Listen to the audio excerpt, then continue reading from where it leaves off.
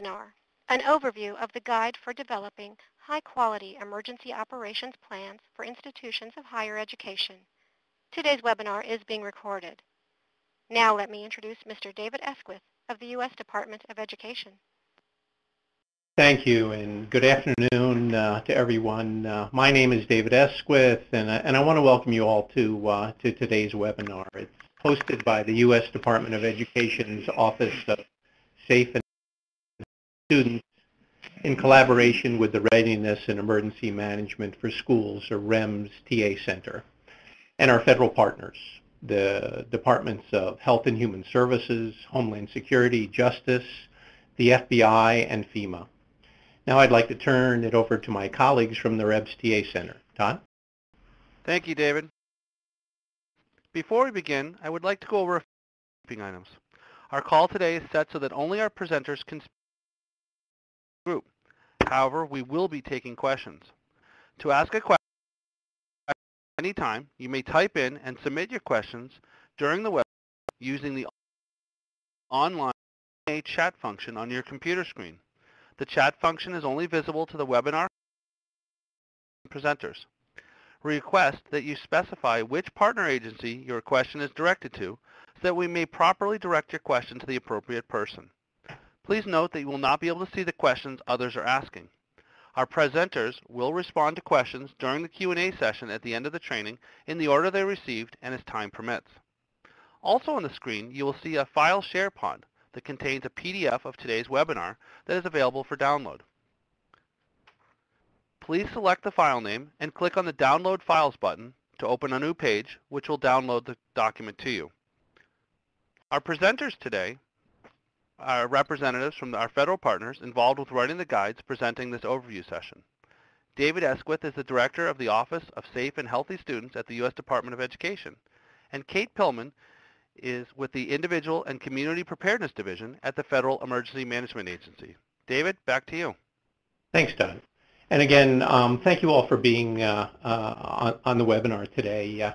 The first thing that I'd like to impart is kind of visible in the first slide in the cover of the guide, and that this is really an unprecedented collaborative effort between the Departments of Education, Homeland Security, particularly our colleagues at FEMA, the Department of Justice, and the FBI, and the Department of Health and Human Services.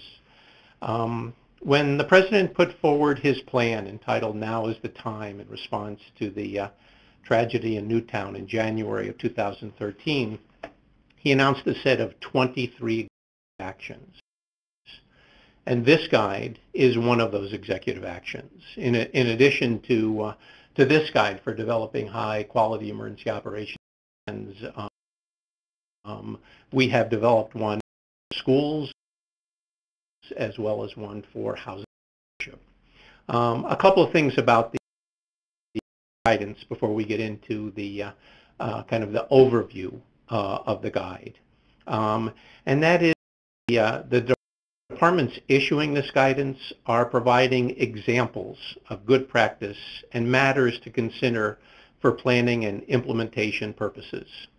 The guidance does not create any requirements beyond those included in applicable law or regulations, or create any additional rights for any person, entity, or organization.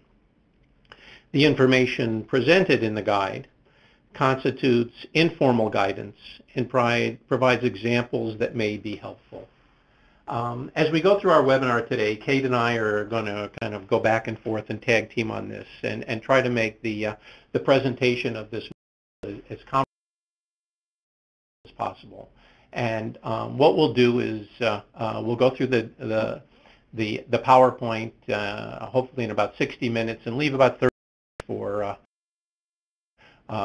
questions, so there's sufficient time for your questions.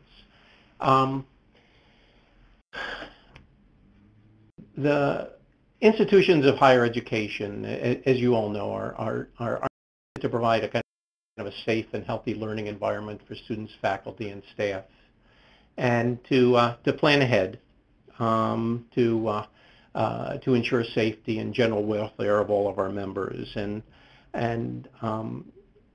of the campus community, so that the emergencies that institutions of higher ed, I'm going to refer to them as IHEs from here on in the presentation, range from active shooter situations to fires, tornadoes, floods, hurricanes, earthquakes, and pandemic influenza. As you know, many of these emergencies occur with little or no warning, and therefore it is critical for IHEs to plan ahead to help ensure safety of all members of the community. One of the things that you'll see, and I really believe from the perspective of the Department of Education, in this guide you'll see an emphasis on collaboration, institutions of higher education, and local government and community partners to both plan for potential emergencies and in the creation of the emergency operations plan.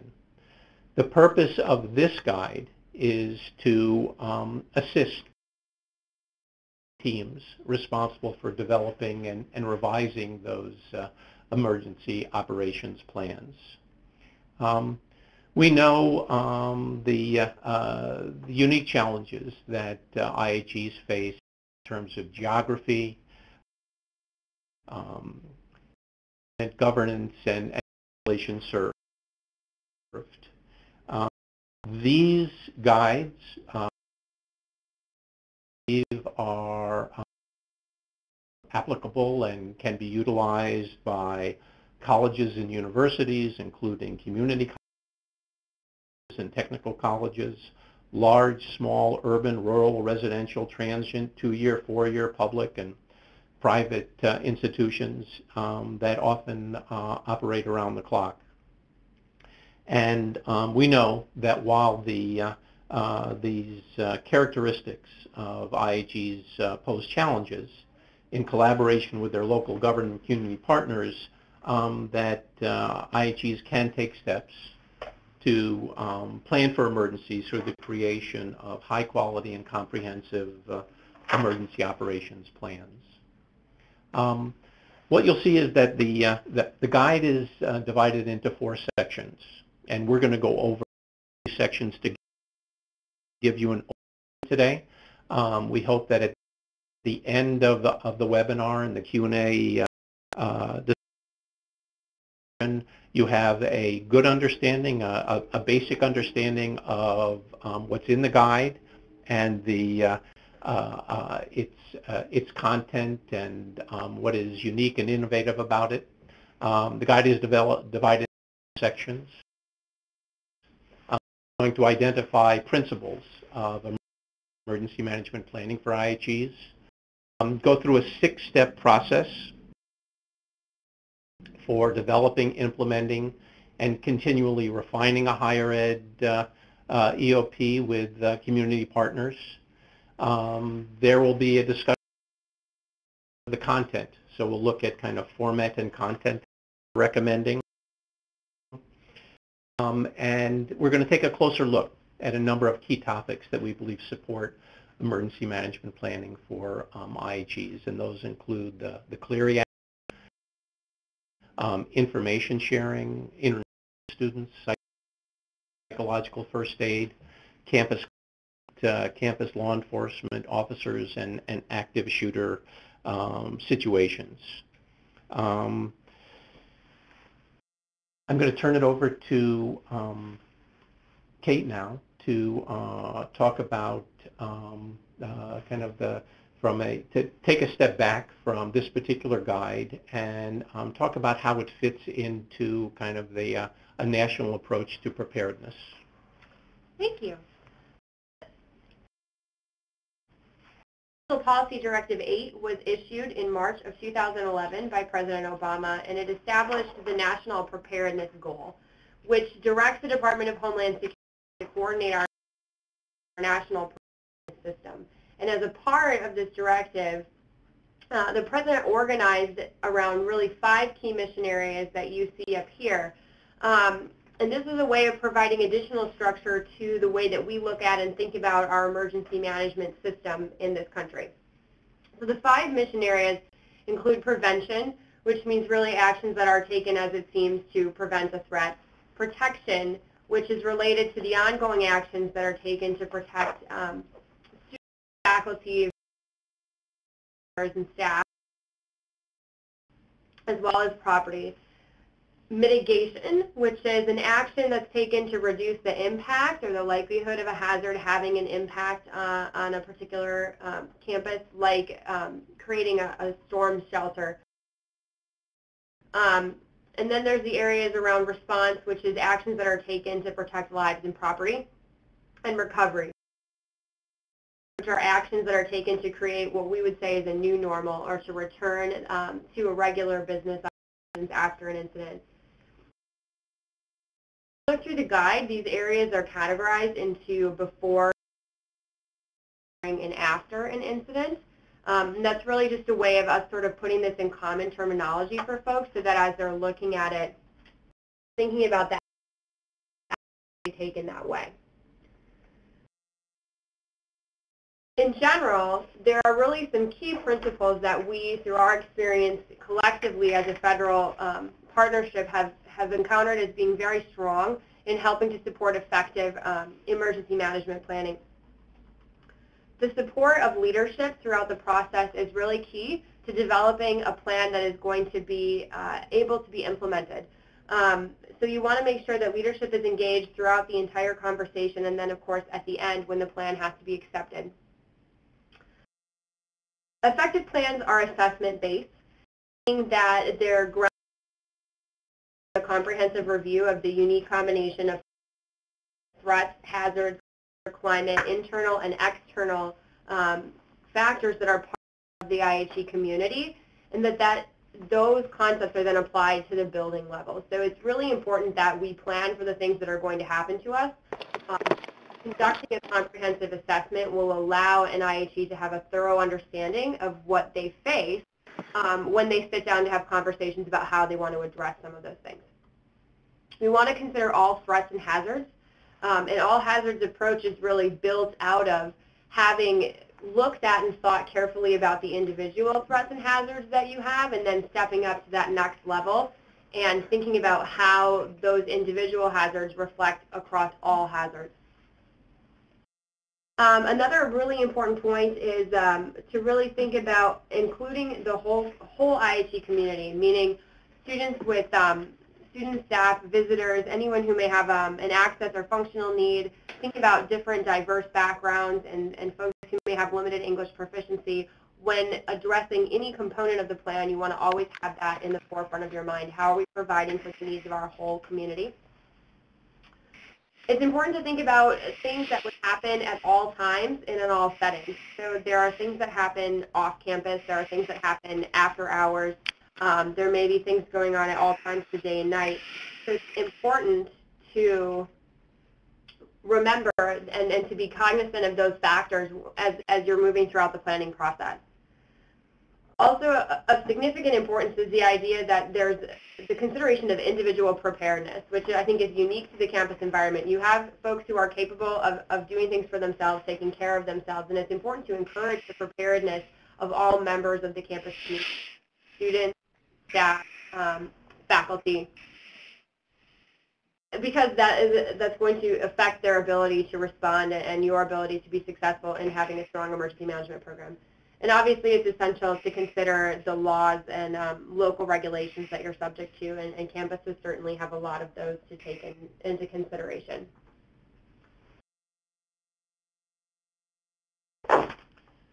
It's really important for us to emphasize that this planning process and what the guide outlines as a planning process is intended to be flexible and adaptable to the needs of each individual institution of higher education.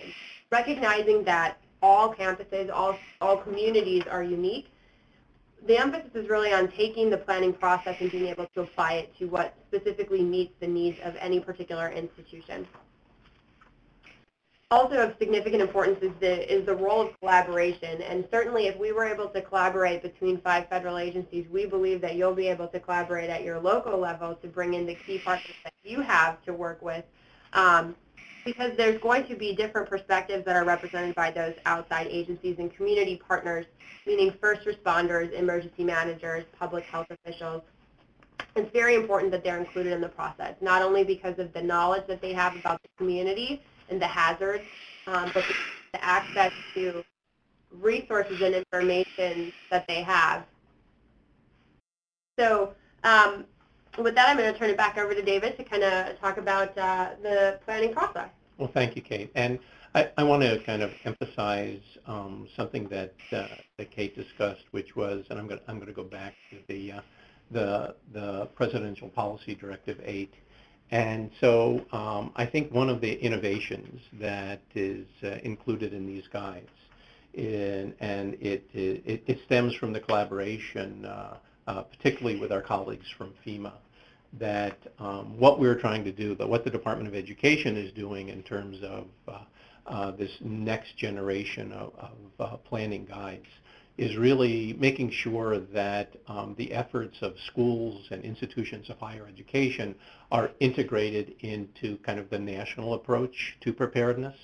And so this is reflected in the reference to PPD 8 and the next part of the guide, which are the steps in the planning process.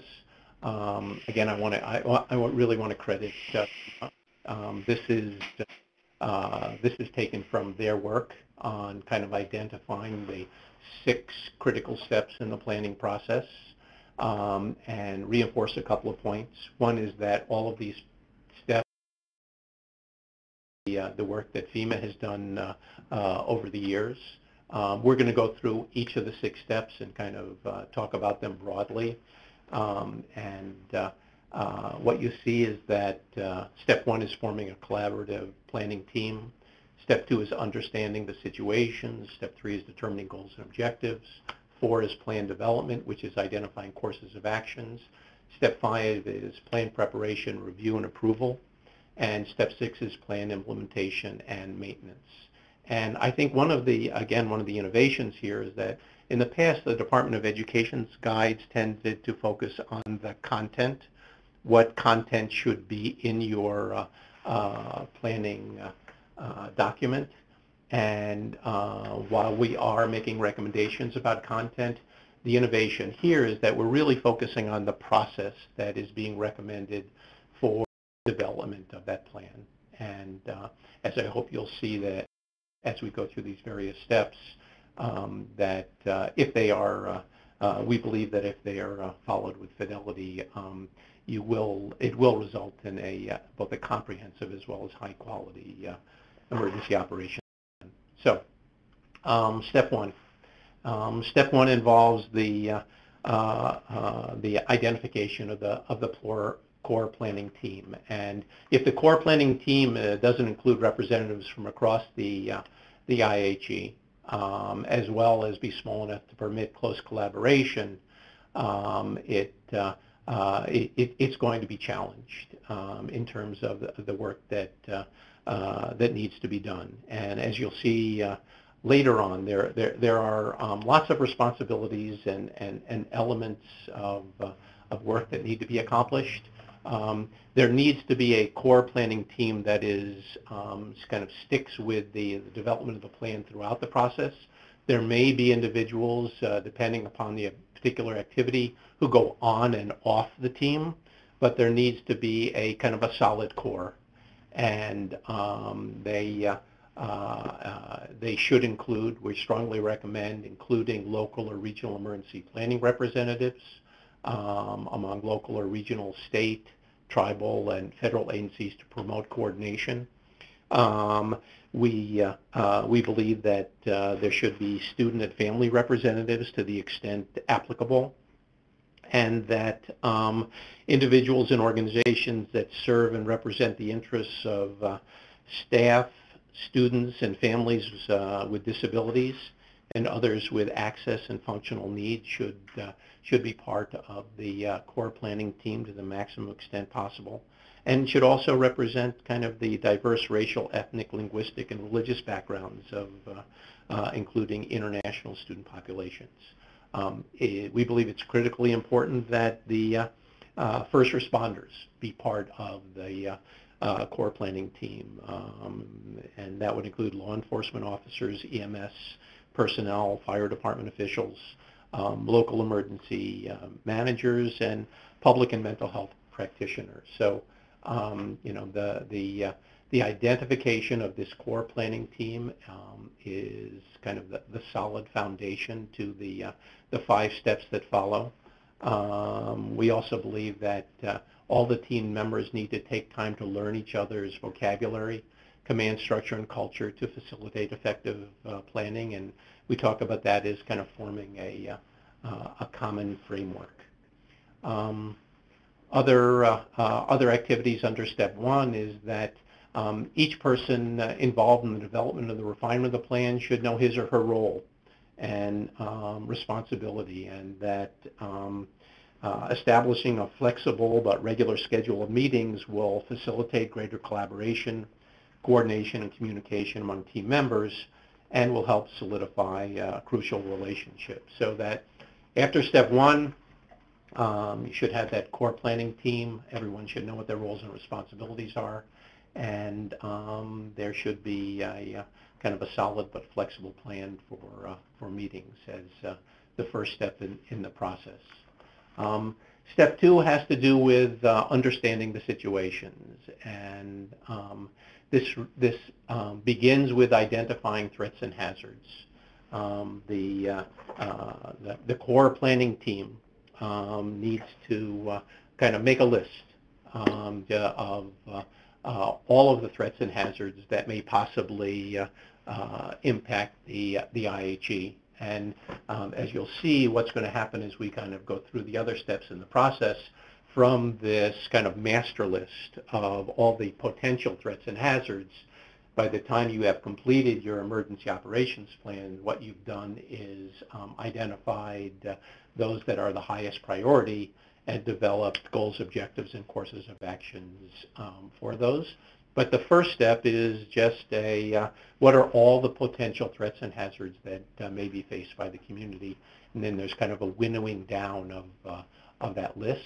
And the way that occurs is by assessing the risk posed by the identified threats and hazards. So you begin with your initial set, and then you select suitable assessment tools to evaluate the risk posed by each of the identified threats and hazards. And these assessments, and we're going to go into a little bit about 4 assessments that we've identified as kind of central to the mission of creating the emergency operations plan.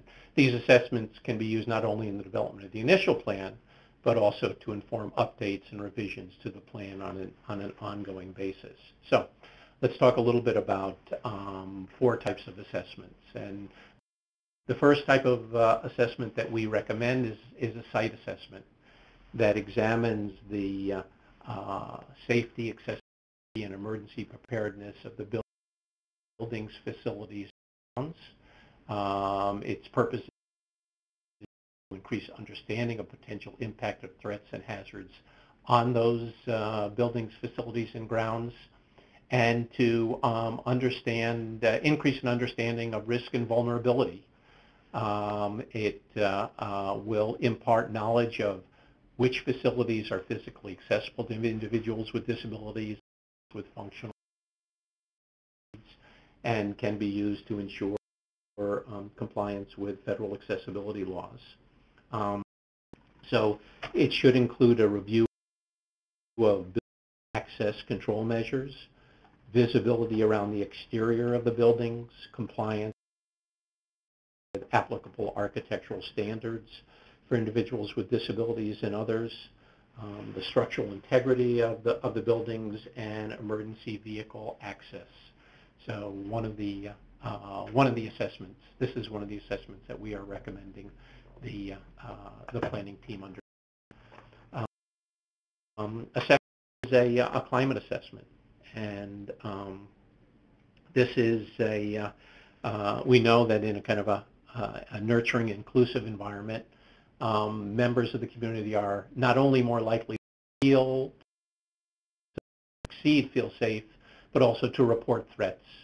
And if a student survey is used to assess culture and climate, then it's important that student privacy must be protected. So what a climate assessment will do is kind of provide knowledge of student and staff's perceptions of their safety, which is important, and identify the problem behaviors that need to be addressed to improve climate. We suggest that this should, the people doing this assessment should include counselors and health staff.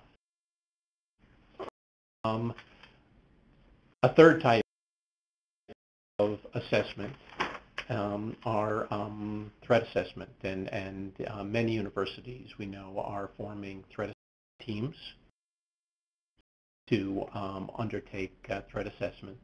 And these threat assessments analyze campus members' communications and behaviors to determine whether or not a member may pose a threat.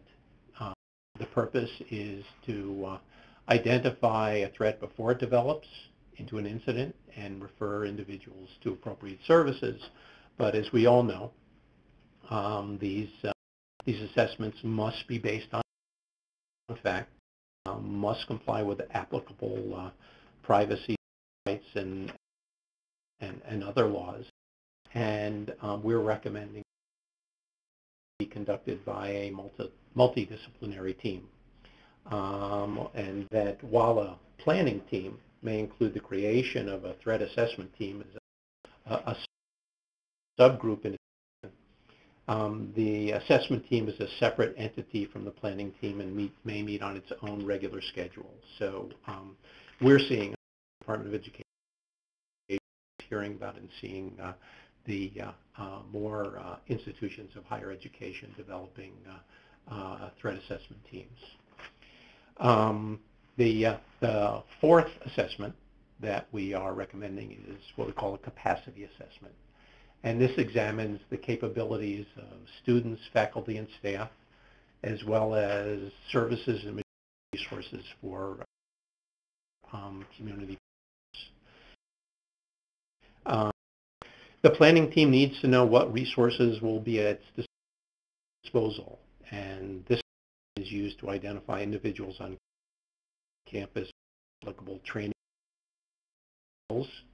For example, first aid certification, search and training, counseling and mental health expertise, ability to assist individuals with disabilities and others with access and functional needs.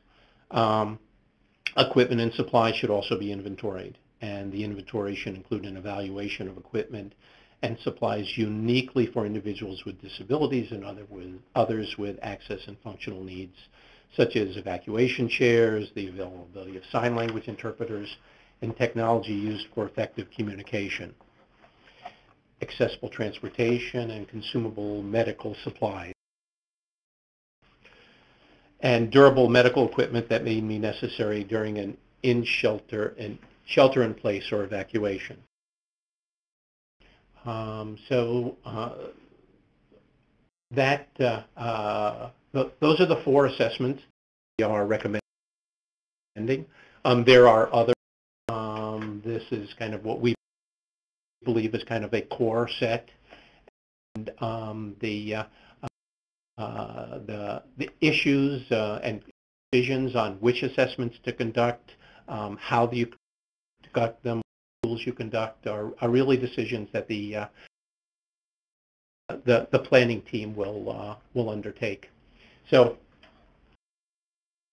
at this point in step 2 in understanding the situation, you've number 1, you've kind of made your master list of threats and hazards. 2, you've conducted your assessments, and now the question is, how do you organize information? And we're proposing a one approach. There may be many others, but this is just one approach towards organizing the information in a way that will lead you to kind of the next part of step 2, understanding the situation, which is to prioritize your threats and hazards. So what we're recommending as one approach is to include the information that's generated by these assessments on all of the threats and hazards that have been identified, including taking a look at them across a number of variables. Those variables include probability, which is how often a threat or hazard may occur, magnitude, the extent of expected damages, the time that's available to warn staff, students, and visitors, the duration or how long the hazard or threat will be occurring, and the follow-on and cascading effects of the threat or hazard. So using the from the assessment, using these variables or others, it's important that the planning team then go to the next part of step 2, which is using this information to prioritize risks posed by threats and hazards. And here's an example of kind of the approach that we've identified here, taking 2 hazards, fire and a hazmat spill on campus. Across the top row, you've got kind of 4 columns on probability, magnitude, warning, and duration. And then and this is explained in greater detail in the guide itself, using kind of a enumeration of these various factors, coming up with some equation that allows you to label the particular hazard a high, medium, or low priority. And so after the completion of step 2, you've gone from your master list to the assessments to a list of threats or hazards and an assignment of risk priority to each of the threats or hazards. This takes us to step 3, which is determining goals and objectives. So one is you will take the threats or hazards identified in step 2, which will be addressed in the emergency operation plan.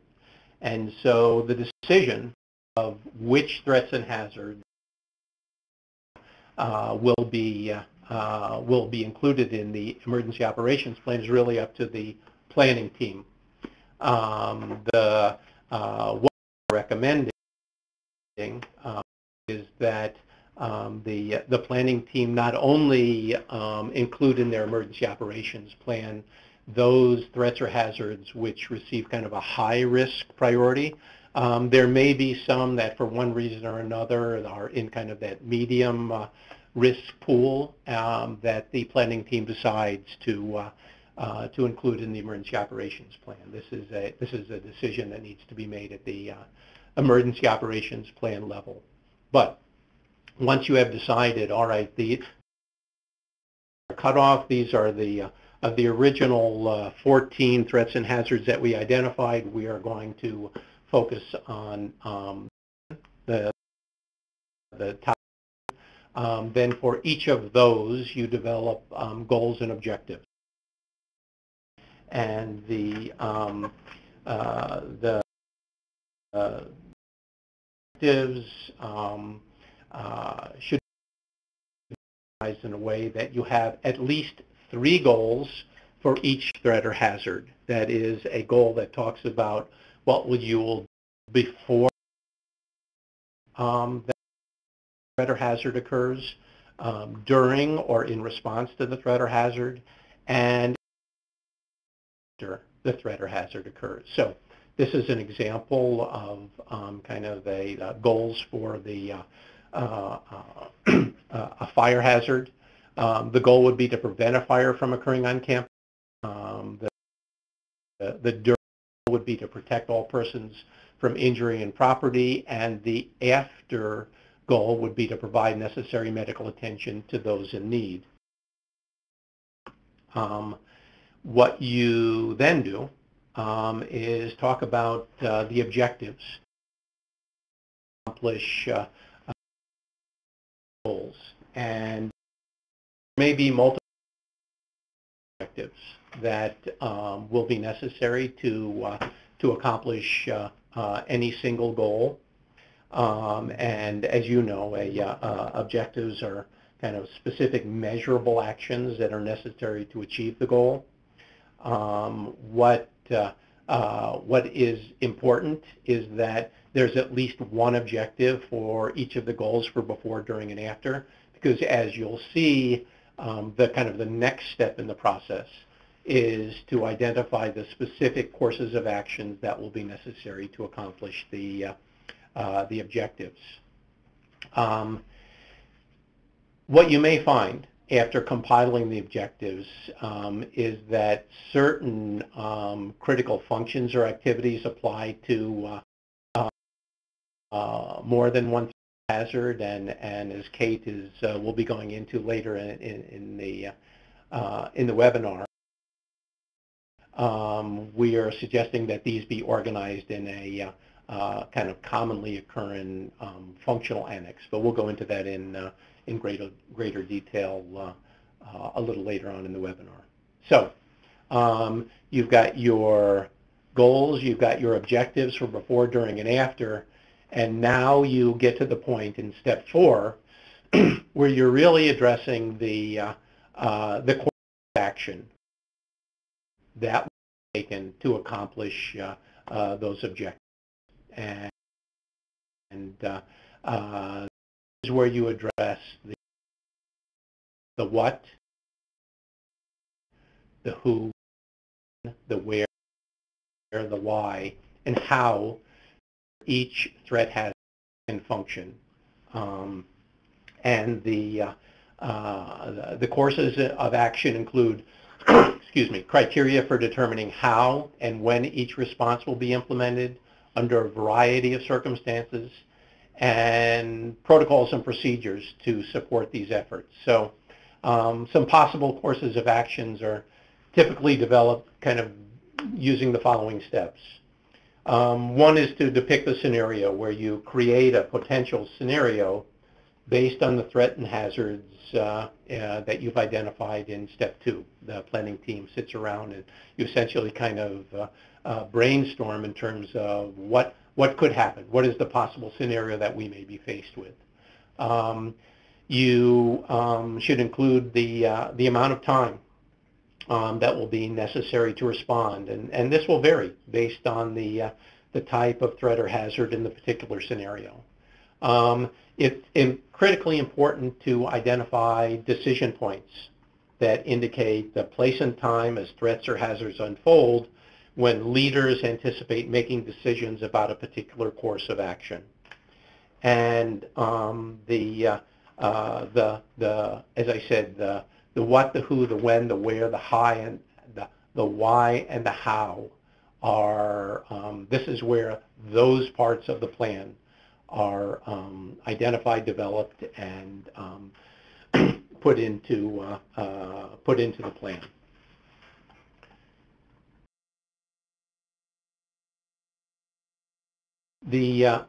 After developing the courses of action, it's important that the planners compare the costs and benefits of each proposed course of action against the goals and objectives.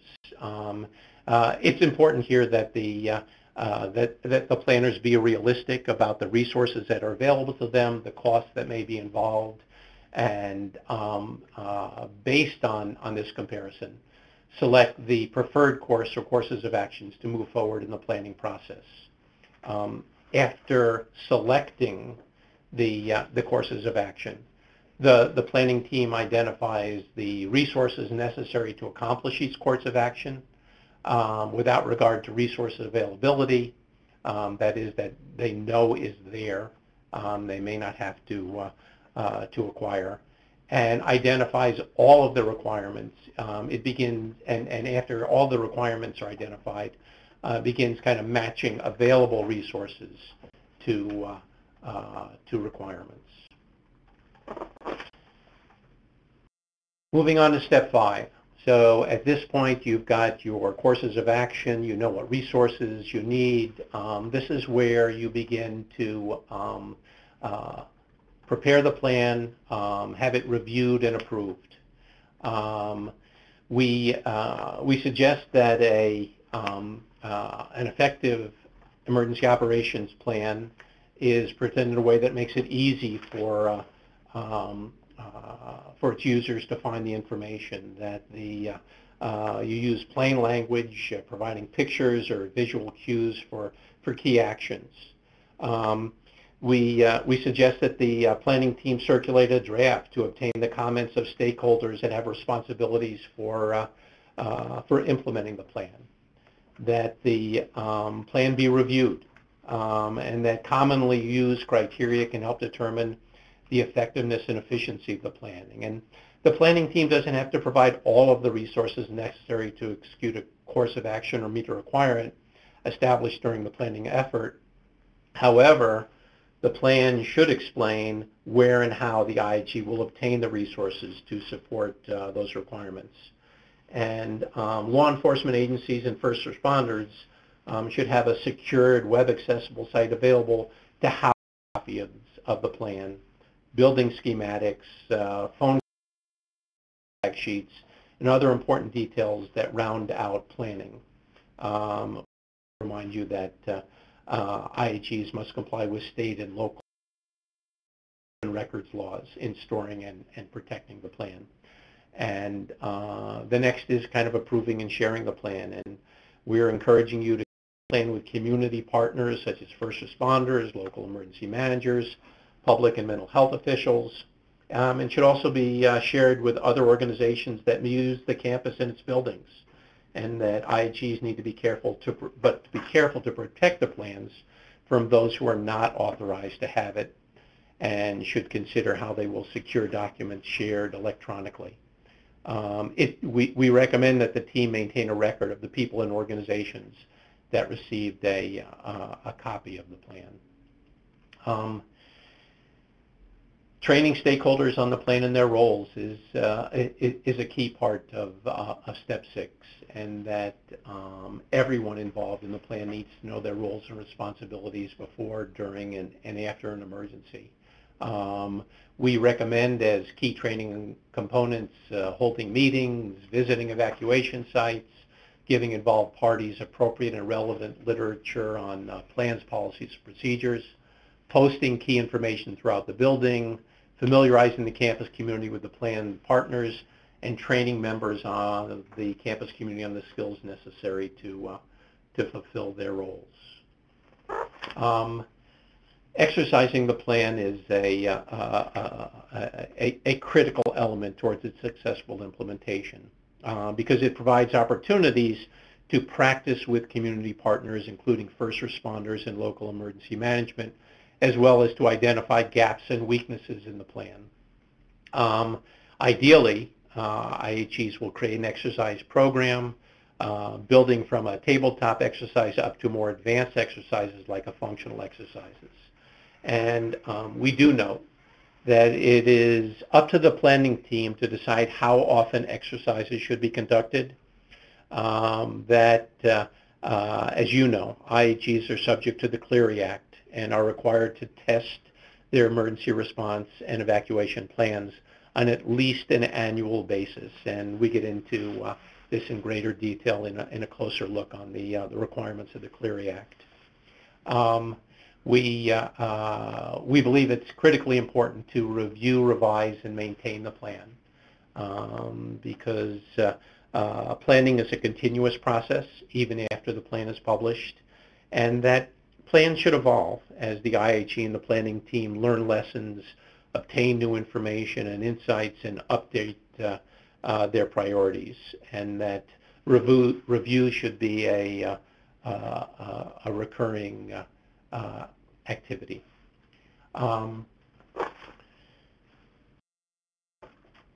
That completes our overview of the 6 steps in the process. And I want to see, Kate, is there anything that you'd like, before we get into some of the content, anything that you like to suggest that we emphasize or that I may not have covered that that you'd like to add about the 6-step process? You know, I think we can't emphasize enough the importance of training and exercise as a component of a successful emergency management program. It really, unless people are familiar with it and they have this built into their muscle memory, a plan is only as good as its practice. And you can write a very successful plan and put it on a shelf, and that really doesn't get you any closer to having a safer campus. So we really encourage you to think about not only how you create the plan, but how you build out an exercise calendar that allows you to continually train. And FEMA has a tremendous amount of resources available about the exercise process. If you're not familiar with it or you haven't been introduced to it fully, I think we've talked about it a little bit here, and you can go to FEMA.gov and into the exercise and training component, and there's an extensive amount of resources there to support you in that. So I certainly hope you'll take advantage of some of those resources. Thanks, Kate. Appreciate those additional thoughts. So that takes us through the kind of the 6-step process, and what we're going to do now is kind of go over what the guide says in terms of kind of the format and content of the plan. What you'll see is that there are kind of 3 basic components that we're recommending, and again, these are our recommendations. There are many ways to kind of organize a plan. We believe this is an effective one, but those 3 components are kind of the basic plan, the functional annexes, and the threats and hazard annexes. I'm going to go over some of the components of the basic plan, and Kate is going to go over the functional annexes and the threats and hazard annexes. We suggest that the basic plan include the overarching activities that the IHE undertakes regardless of the function, threat, or hazard, and that the content in this section provides a solid foundation for the IHE's operations. We suggest that there should be introductory material, including a cover page, promulgation document or signature page, approval and implementation page, record of changes, record of distribution, and table of contents.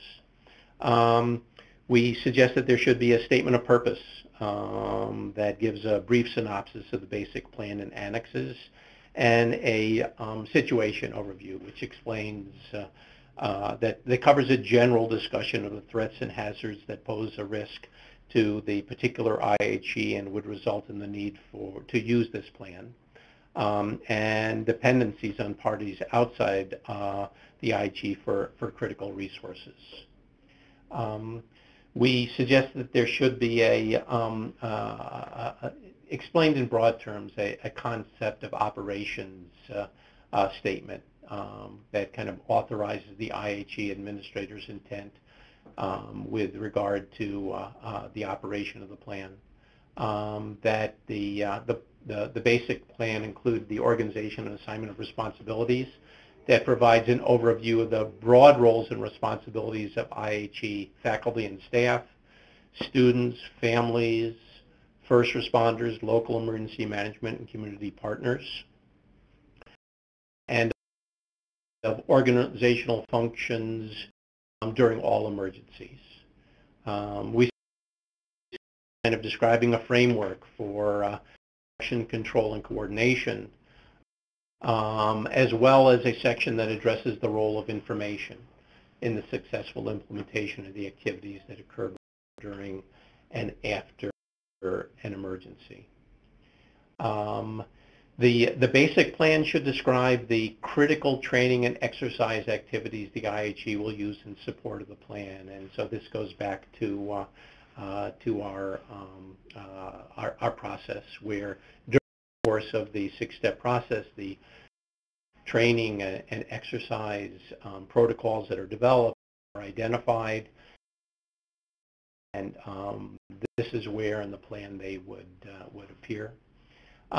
We suggest that the administration, finance, and logistics be discussed in the plan, covering general support requirements, and the availability of services for all types of emergencies, as well as general policies for managing resource. That the basic plan discussed the overall approach to planning and plan development and maintenance of responsibilities. That it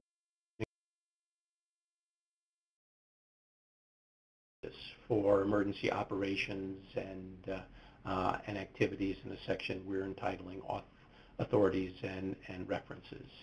So that that kind of covers a quick overview of the basic plan. I want to turn it over to Kate to talk about the annex. Kate? Thank you.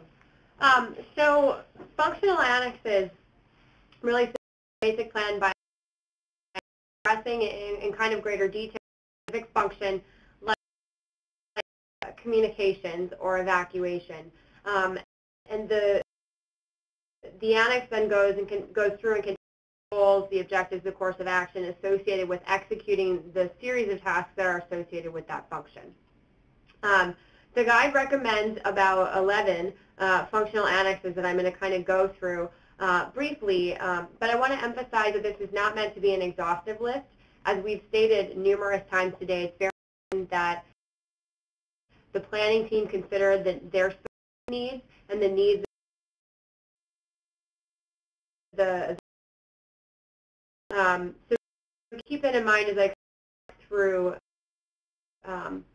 what we're recommending as being included in the functional annexes section.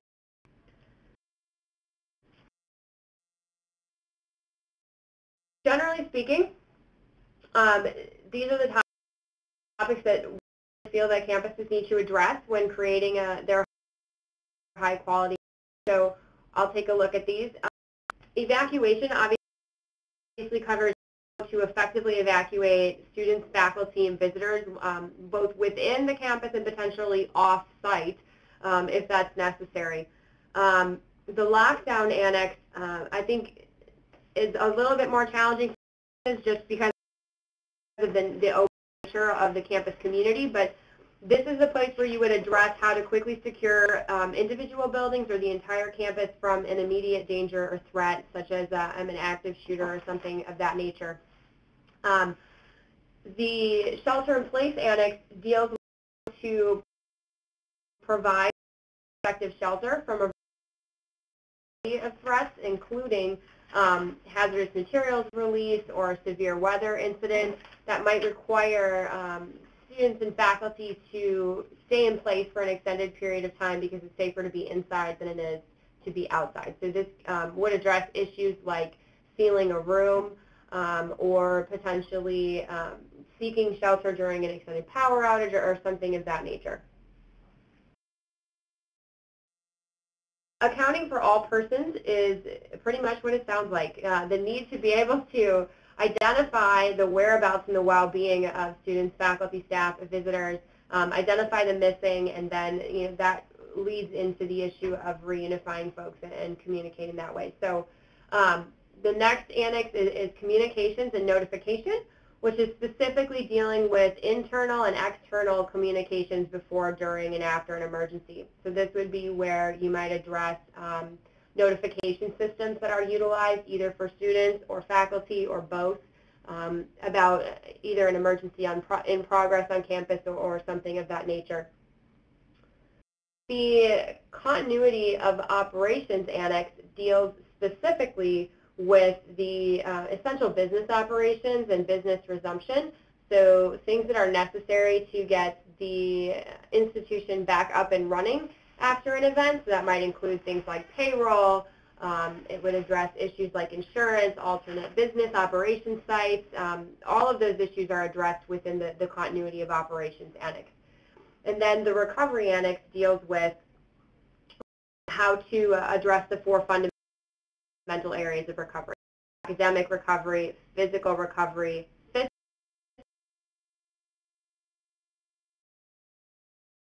and emotional recovery component. And we certainly know that that is of significance following incident.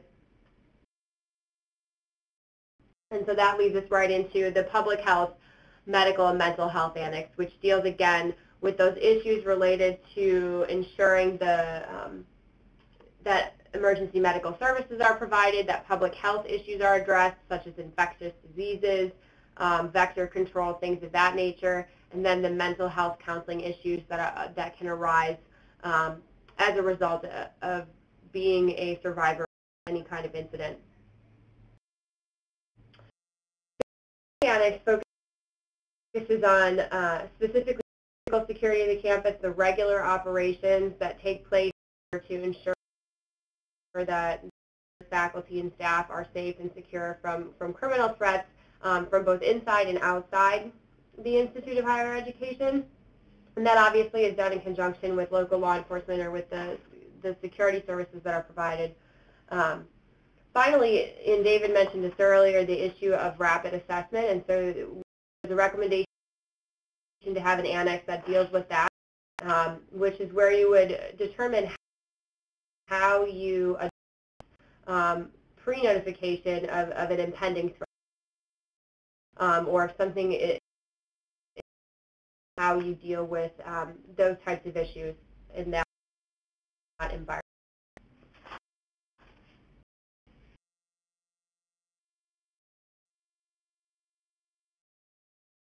The specific annex is different in that it deals with a specific type of incident, like an active shooter or a tornado or a tsunami. Depending on what your assessment tells you, really are core threats that you want to think about and prioritize those, up with a list of things that you may want to address specifically in a threat or hazard annex. If there's already information in a functional annex, you don't necessarily need to repeat that here. So, for example, if one of the action for a fire is to evacuate the building, and you choose to have a fire annex, then you don't necessarily need to repeat everything that's contained within the evacuation. You would simply reference it here. So you would say, you know, if the course of action that's identified to evacuate, you might say evacuation, see the evacuation for further detail. And meant to help think really about the very specific things that happen by threat basis. And again, I can't emphasize enough the importance of really engaging all of your partners, especially those who work with you and help with the state and federal local regulations, to ensure that when you're thinking about these issues, you're including all of those perspectives and you're in compliance with what you need to be in compliance with. And the next slide should show us just the different structure, a structure that organizes the different types of threats and hazards that there are. So if you want to talk about them sort of in a categorical way, this is a way that you can think about how these things take place. So with that, I'll turn it back over to David. Okay, thank you, Kate. So at this point in the webinar, in the guide, we've gone over kind of principles, we've talked about process, and we've talked about kind of organizing the emergency operations plan into 3 parts: the basic plan, the functional annexes, and hazard specific annexes.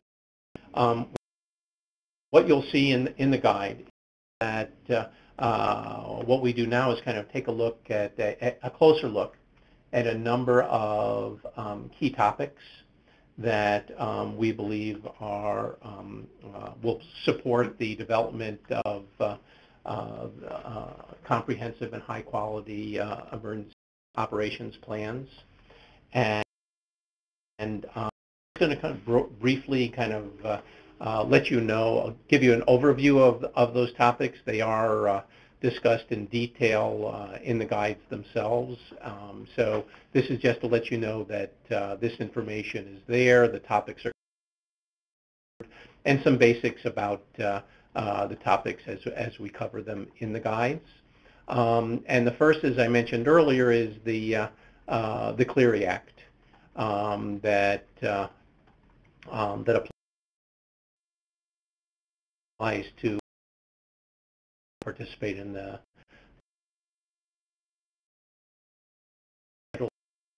student financial assistance programs that require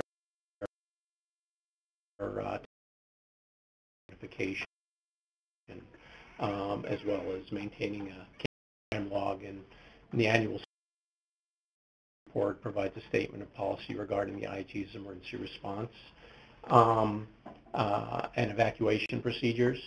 And we point out that the Clery Act does not prescribe a type of testing for IHE emergency operations plans, but that annual tests are critical to the successful course of action during an emergency, and that timely warnings are done to aid in the prevention of crimes, enable people to protect themselves, and therefore are issued as soon as possible, and are effectively communicated to individuals with disabilities, and that emergency notification that ensure that the IHE is sufficiently prepared for a campus emergency, and tested emergency procedures, and how to inform, including how to inform the campus community. So there is a section in the guide that goes into kind of the requirements of the Clery Act, and how it interplays with your emergency operations plan. There is another section, a closer look on FERPA, that protects the privacy of student education records and has implications on information sharing in the emergency planning process. We know that IHEs are encouraged to review the laws that apply to their jurisdiction, ensure that all parties have an understanding of applicable laws, and not release inappropriately. The guides go into some of the common misunderstandings about FERPA, that observation or knowledge is generally not considered part of a student's education record, that FERPA does not conflict with Clery Act's timely warning requirement, that FERPA allows the release of personally identifiable information from education records in case of emergency without consent when needed to protect the health and safety of others, and that institutions must notify eligible of their rights under FERPA. So we know that there is, we get many questions on kind of the interplay between FERPA and emergency operations planning and implementation. We hope that this section of the guide will answer many of those questions, and enable IHEs to readily comply with FERPA, and kind of ensure that their emergency operation plans are as effective as possible. The same is true with HIPAA. There is a closer look at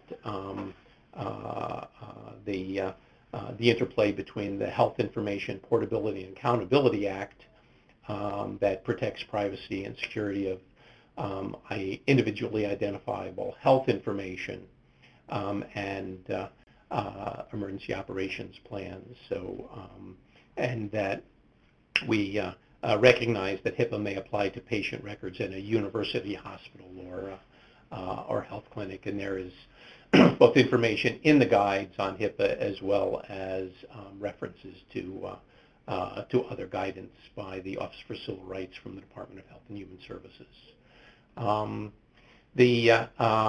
Another area where we take a closer look is incorporating international students into IHE emergency management planning, and that it's important to recognize that when a crisis occurs, the IHE must be able to quickly communicate with the international students and help manage their individual situations, and to aid in the appropriate and timely handling of international student issues during emergencies, prior to emergencies, and to consider the following, things like understanding key issues related to the scenarios that we've outlined here in this slide, to incorporate the principle of a designated school official, the IHE's International Student Office, and appropriate law enforcement points of contact into its emergency operations plan, to define IHE policies for staff and international student support to support continuity of operations during a crisis, to establish processes for international students to communicate to their IHE their location, safety concerns, and short and long-term plans, to incorporate the PDSO and other key international student contacts into the crisis response process, to develop the ability to access SEVIS, alternate facilities or remote locations, and generally to kind of the PDSO. So there's a good bit of information in the IHE guide on incorporating international students into the process. There's a section on public safety, on campus public safety, and we know that the most common types of campus public safety services are campus police department, security department or operation, contract security personnel, local, state, or tribal police. That there are a variety of campus public safety services, and they need to be integrally involved in the creation of the higher ed EOP, as they have critical responsibilities before, during, and after. And that we recognize that many IHEs are decentralized, with remote centers and facilities located away from the campus. Utilizing campus public safety services in the implementation of the EOP is particularly important. Finally, we take a look at active shooter situations.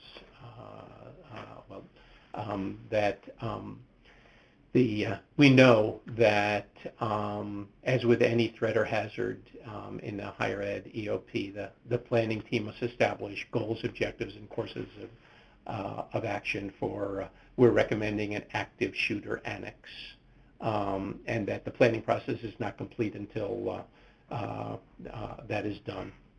We're also recommending that in this section of the closer look at active shooters, that the IHE's practice evacuation drills for fire and protective measures for tornadoes.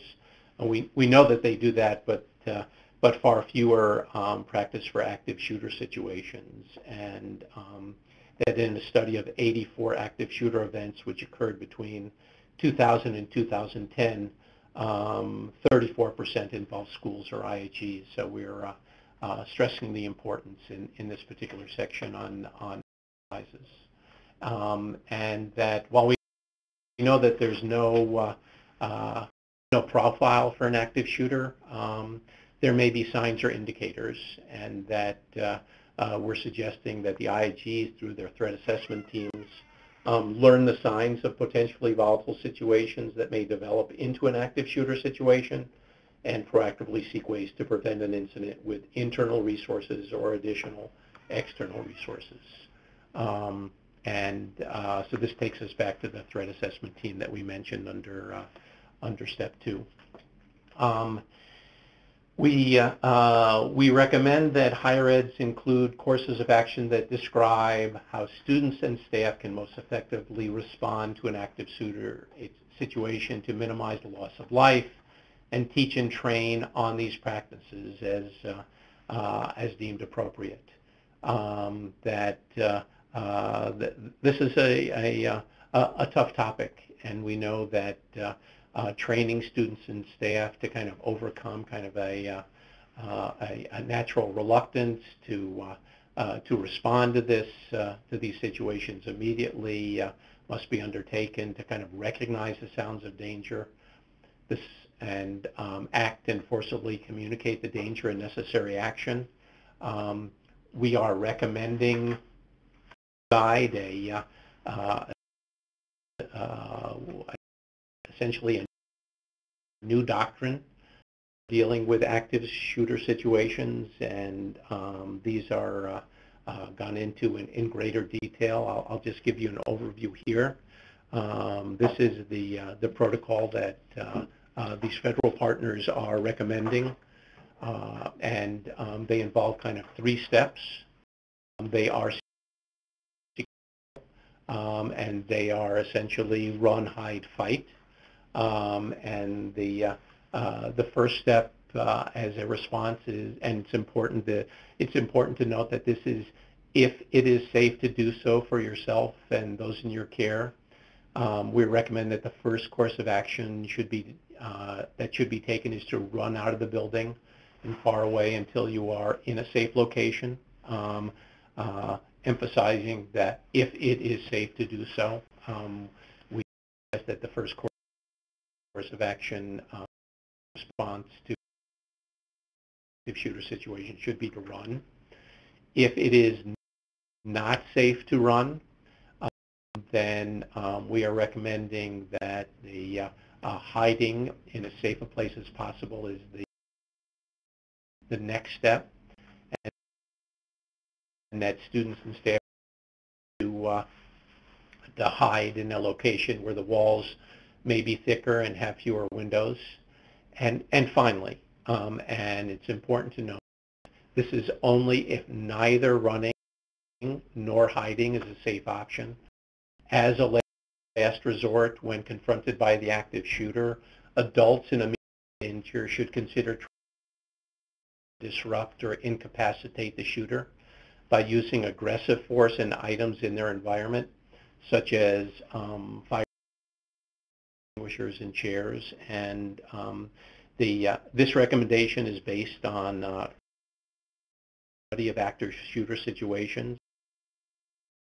And you know that in a significant percentage of those situations, the attacker themselves, the potential victims stop the potential attacker, and in a percentage of those instances, they physically subdued the attacker. We recognize this is new doctrine, and we encourage that staff be trained and expect first priority in a active shooter situation will be to locate and stop believed to be the shooter, and that all other actions are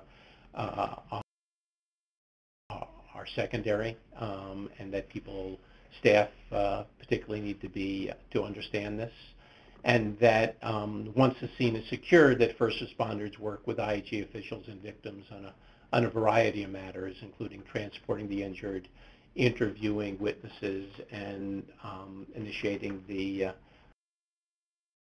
investigation. There is a great deal of information in this closer look part of the guide on active shooters. And finally, our last section in closer look, and I want to give a lot of credit to our colleagues, the Department of Health and Human Services, is about psychological first aid, and that what it is, it's designed for the delivery by mental health and other disaster response workers to provide kind of early assistance to affected families, children, students, and adults as part of an organized disaster response effort. So there is information in the guides on this evidence-informed approach to help individuals in the immediate aftermath of disaster terrorist incident. I see that we're running a little behind here, so what I want to do at this point is again turn to Kate. Is there anything in the closer look section that you want to elaborate on or comment on?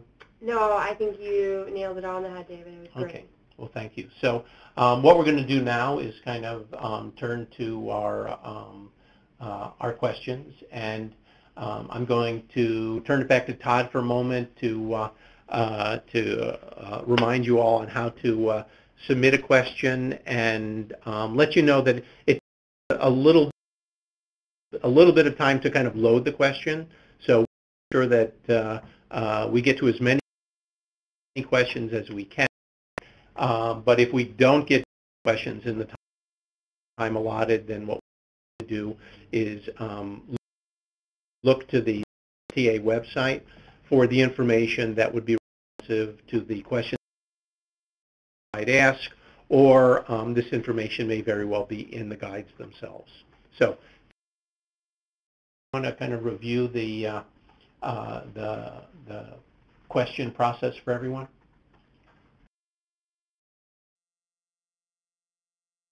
Todd, are you there? Hey, David. Again, if you'd like to submit a question, please go to the Q&A box.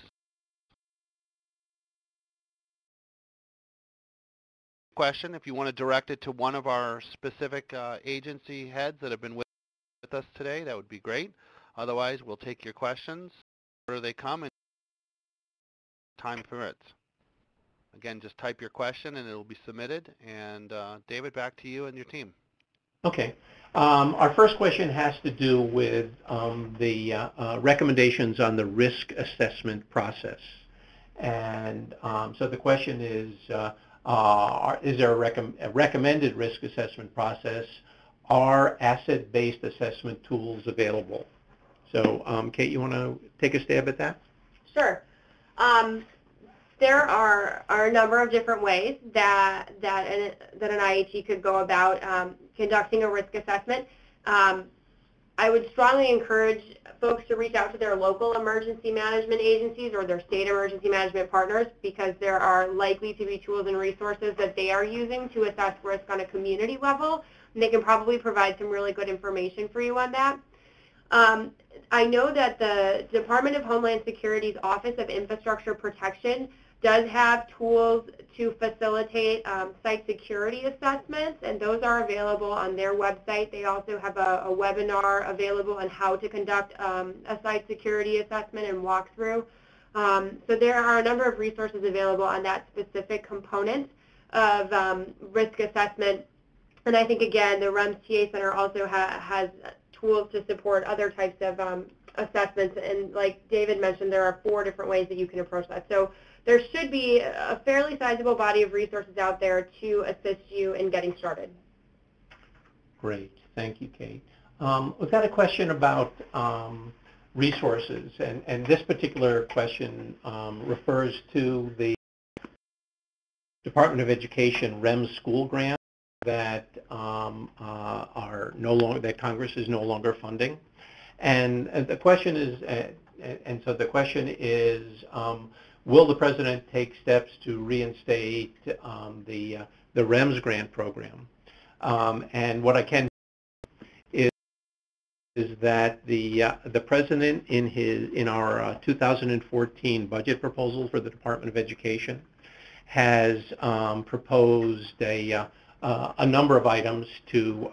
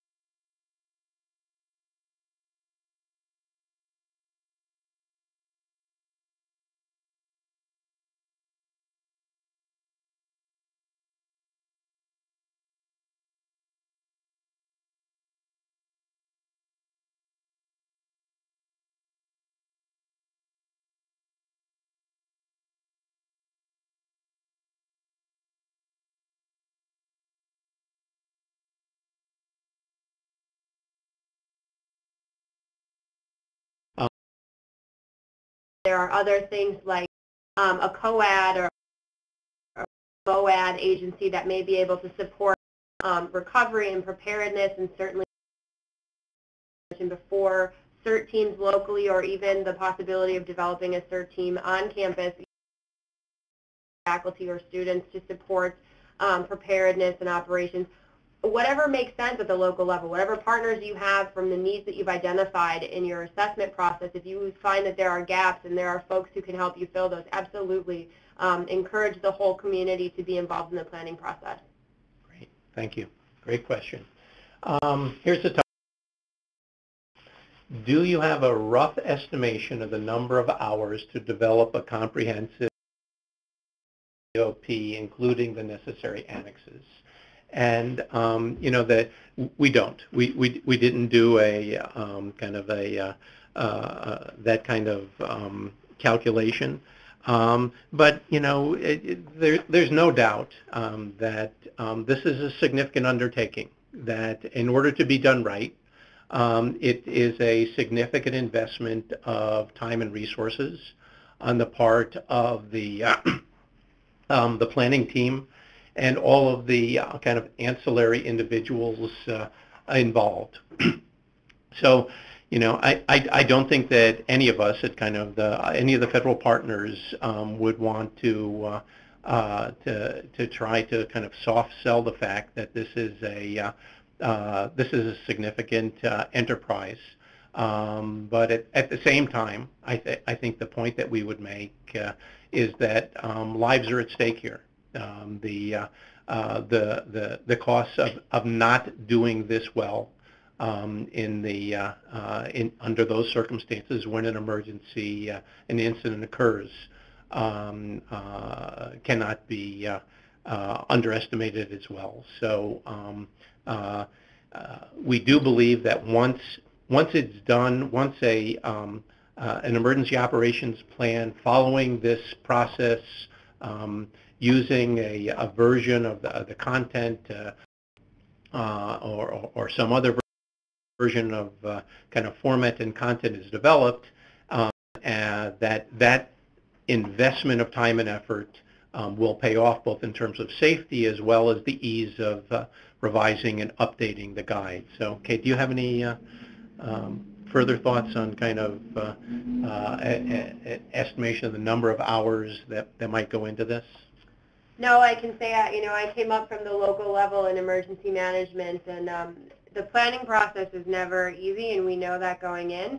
But it certainly can be well organized and made efficient by thoughtful work on behalf of the folks who are kicking off the planning process. So, you know, we certainly encourage you to really think through ahead of time who you want to have there, who can really contribute to your process, and as David emphasized in the beginning, limit the working group to folks who really can contribute and need to be there, and invite guests to come in as necessary. You want to have that just right fit in terms of the number of folks at the table, and be willing to commit to a process that will take you to the finish. I've seen people go through their plans very quickly, and I've seen people go through their plans in a very long period of time. So it's like anything. It's like running. Whatever your pace is your pace. Wherever you're comfortable is where you need to be at. Yeah, and there was another question that kind of related to templates, and whether there was kind of the use of templates was kind of advisable. And I hope you take away from this webinar that what we're really emphasizing here is the process, so that you can come up with a customized emergency operations plan for your university. That kind of a fill-in-the-blank template is going to be a document that may not be as effective as kind of beginning with a blank piece of paper, going through this process that we've laid out, and kind of using the information that you have at hand and that you can collect to develop the plan is a preferable approach to developing an emergency operations plan than taking a template and trying to kind of fill in the blanks. There is one question before we get to kind of wrapping up here which is when will the teams be going out to do the train the trainer.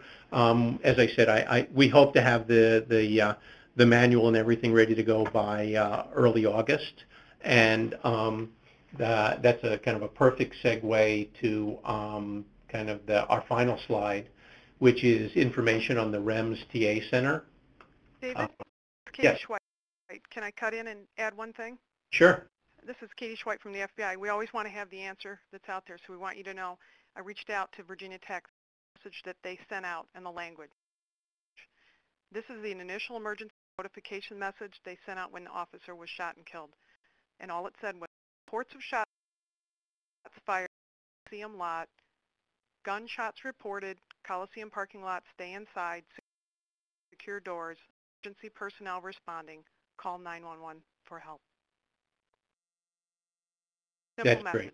Yeah, thank you. I appreciate your kind of reaching out to them so quickly during the webinar and getting that information. Thank you very much, Kate. Appreciate your doing that. Again, to taking a look at our final slide, this is contact information for our Readiness and Emergency Management TA Center for the Department of Education. Want to give our great partners at FEMA an opportunity to share your information again on your technical assistance site, Kate? Sure. You can get more information from FEMA at FEMA.gov and also at ready.gov, and you can get to us through that. And again, we just want to thank David and the Department of Education and all of the folks here who have worked so hard in leading this effort and have put such a great product together. We've really been blessed to be a part of this process, and we appreciate that. Thank you, Kate, and thank you all for your participation in this webinar. I'm going to turn it back to Todd now for kind of closing information about the webinar and wrap up, and we thank you for your participation today. Todd?